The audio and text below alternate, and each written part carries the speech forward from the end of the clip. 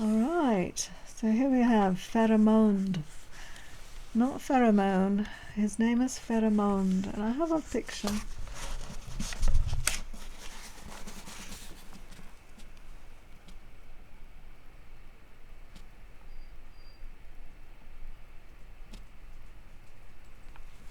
He's kind of a ruffian look.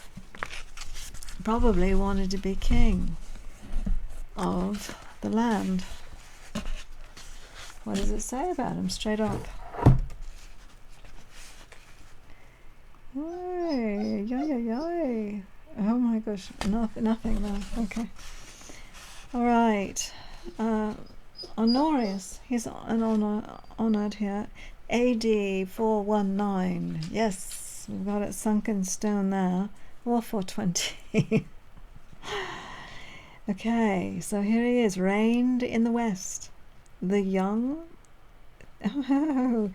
Theodosius in the east, when the Franks passed the Rhine and surprised and pillaged the city of Treves under the conduct of Pharamond. Some historians have absurdly had recourse to fiction in order to increase the splendour of this prince's birth. So they try to make him more than he is, maybe. He was king of a people who never obeyed any other than the descendants of their first masters. This august title sufficiently proves the antiquity of his race. It was about the year 420 that he was lifted up on a shield, exposed to the fight of the whole army. The sight of the whole army. Okay, so here he is as a young child, no doubt, and acknowledged as chief of the nation. This is very interesting. Such was the only inauguration known to the ancient monarchs of Gaul. So, how old was he at that time?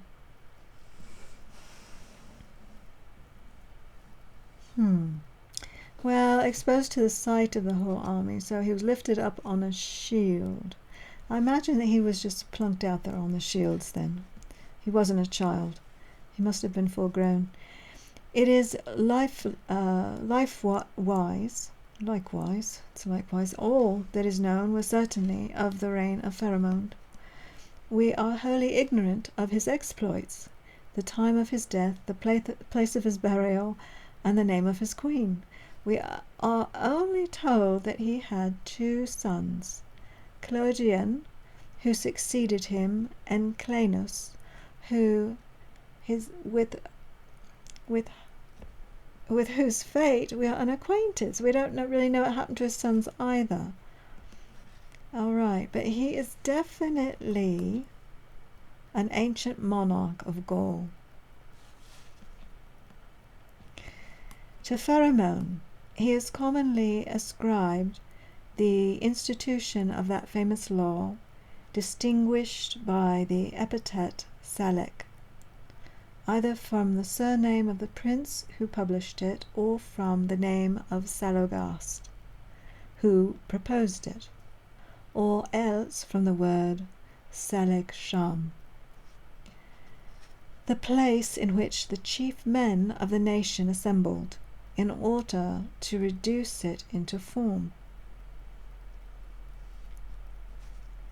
Others pretend that it was so called because it was expressly made for the Salic lands, which were noble fiefs given by the first monarchs of Gaul to the Salians, that is, to the principal nobles of their salle or court, on the sole condition of military service.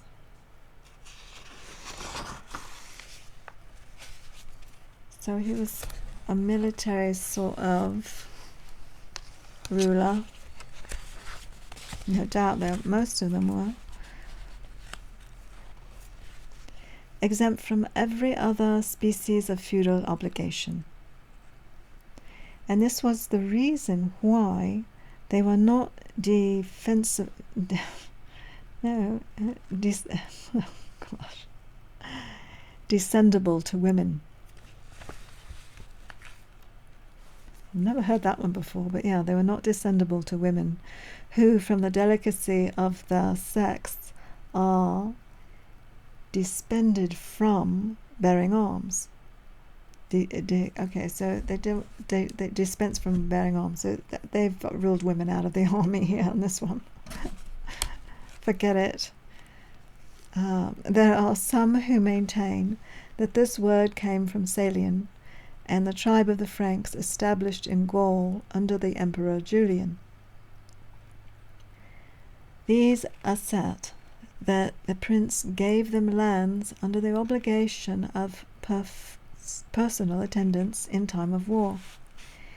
He even made a law of this obligation, they say, which the new conquerors adopted and called it Salic, from the name of their ancient countrymen. It is a vulgar prejudice to suppose that this law only relates to the succession of the crown or to the Salic lands. It was instituted for the disposal of the kingdom. It was neither instituted nor merely for determining the right of individuals to feudal possessions. It is a collection of regulations that extend to almost everything. It prescribes punishments for thieves and incendiaries, and for a variety of crimes and depredations. It establishes rules for preserving the morals of the subject, for the government, for the order of proceeding in criminal matters, and lastly for the maintenance of peace and concord between the different members of the state. Of 71 articles which it contains, good heavens, that's a lot of rule book already here. There is but one which relates to successions. It is couched in these terms: in the Salic lands, no part of the inheritance shall descend to females. It belongs entirely to males. We have found chauvinism here, strong and alive and well. It appears that what remains of this law is but an extract from a larger code. This is evident from the Salic law itself being there quoted, as well as certain rules that are not to be found in what is now extant of that famous ordinance.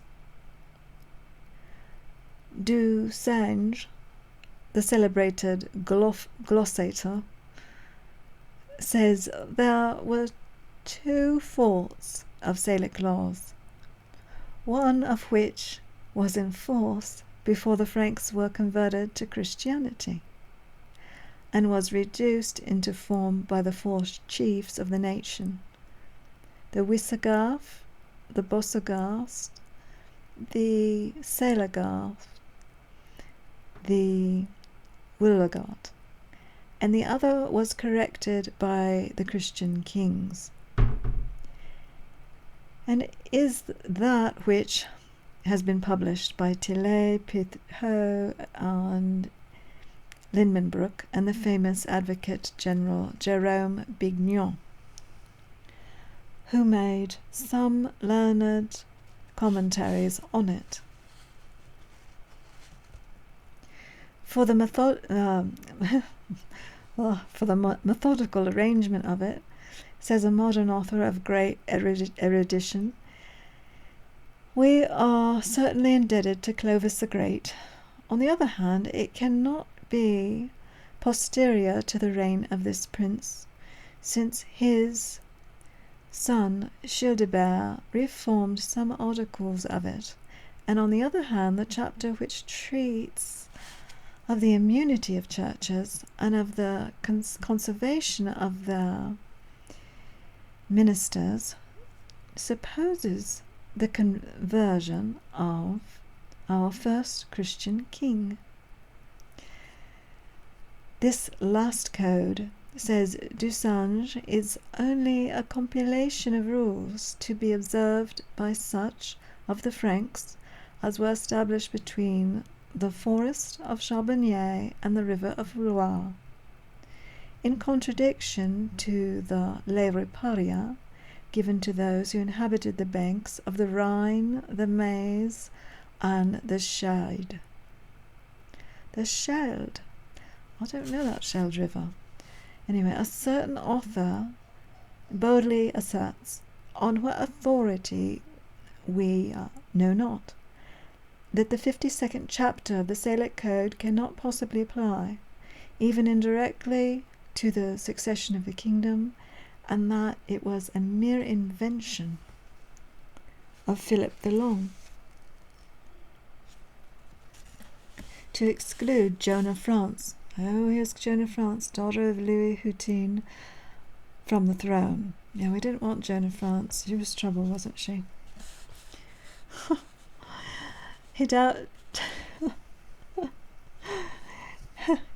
He doubted. His doubtless did not reflect that the established laws of succession with regard to such as belong to the nobility, operating to the exclusion of females, we must certainly conclude that the fame and prerogative of fortiori is annexed to royalty, which is most noble of all possessions, and the force, too, from whence the nobility of all others is derived. Thus the right of Philip, having been scrupulously discussed in a general assembly of the great men of the kingdom, the crown was unanimously decided to be his, and to the exclusion of the princess. So firmly which they persuaded that there existed, if not a law, at least an immemorial custom which excluded women from the throne of France, a custom as old as the monarchy itself, which Agathias calls the law of the country, which certainly possesses all the force that antiquity can give. Since Clovis I succeeded his father, Childeric, to the prejudice of his sisters, the prejudice of his sisters,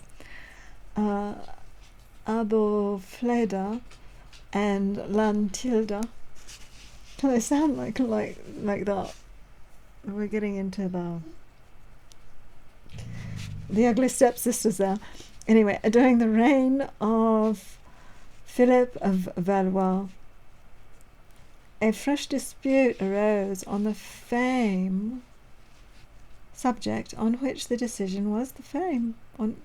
So the right of Edward III of England did not appear to be better founded than that of the Princess Joan, a daughter of France. The Count was unanimously declared the legitimate successor of Charles the Fair. The article which settled the right of individuals to the Salic lands, which declared equally to regard the succession to the crown, and it became a fundamental law of the state. So way back here with this fellow, this Pharamond, declaring that women are not to be in war, not to do this, not to do that. They ended up using his bylaws, going back to those 70 pages or whatever they were, going back to that for years and years after, to say no, we cannot have a Queen of France. This is all Pharamond. They're like, it's got to be here. It's got to be here somewhere.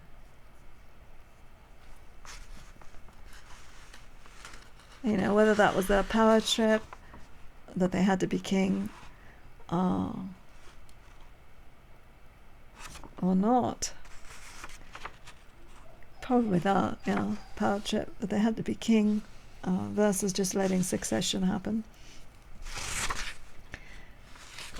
Anyway, so here we are. We're at Clodion is next. And for Clodion, I'm going to take a break because I have been reading all day. That's very exciting, isn't it? So we've now gotten to the gist of, you know, hey, I'm sorry, I'm going to be what? I'm going to be king here because it says no women. Sister, you know, boot you out. It's right here in the text. Pharamond said it, and he had it written out, and we agree with that one. And we're going back into that history, and we win. And so they reached back quite far. They reached back like 500, 600 years into that history. Very good. Very good find, wasn't it?